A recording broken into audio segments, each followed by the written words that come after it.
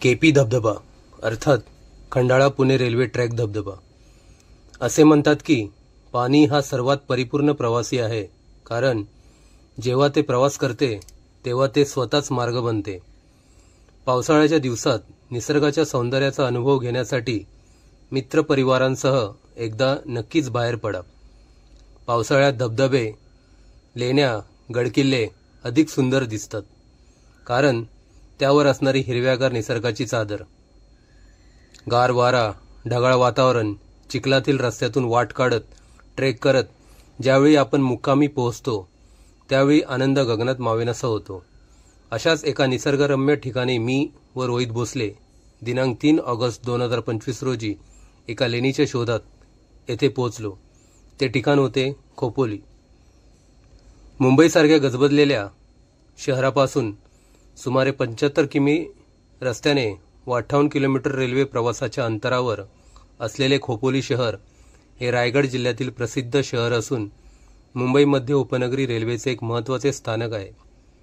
खोपोली हे महाराष्ट्र राज्यातील खालापूर तालुक्यातील एक औद्योगिक शहर असून खोपोली येथे टाटा पॉवर कंपनीचे जलविद्युत निर्माण केंद्र, गगनगिरी महाराजांचा मठ, अनेक हॉटेल्स व महत्त्वाचे म्हणजेच येथील पावसाळी धबधबे।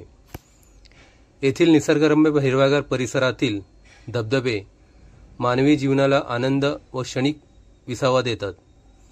उंचावरून पडणारे स्वच्छगार पाणी शांततेचा एक आभा निर्माण करते, ज्याने पर्यटक खुश होतात।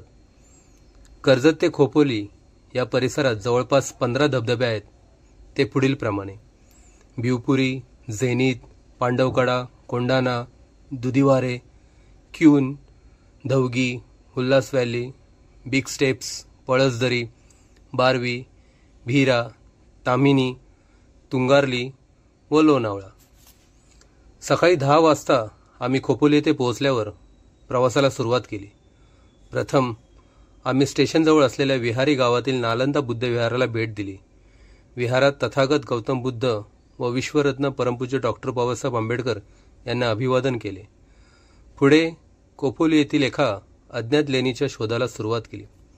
तिथे गेल्यावर आम्हाला घनदाट जंगलामुळे, गच्च असलेल्या रानामुळे आम्ही अर्ध्यावर तो प्रवास थांबविला। 2-3 महिन्यानंतर पुन्हा तिथे जाणार हे नक्की। तेथूनच आम्ही काही अंतरावर असलेला केपी धबधबा पाहायला आम्ही ठाकूरवाडी जवळ पोहोचलो। केपी म्हणजे खंडाळा पॉइंट रेल्वे ब्रिजचा हा धबधबा सध्या इंस्टाग्रामवर आणि सोशल मीडियावर खूपच व्हायरल झालेला आहे। साधारण 1 वाजता आम्ही ट्रेकला सुरुवात केली।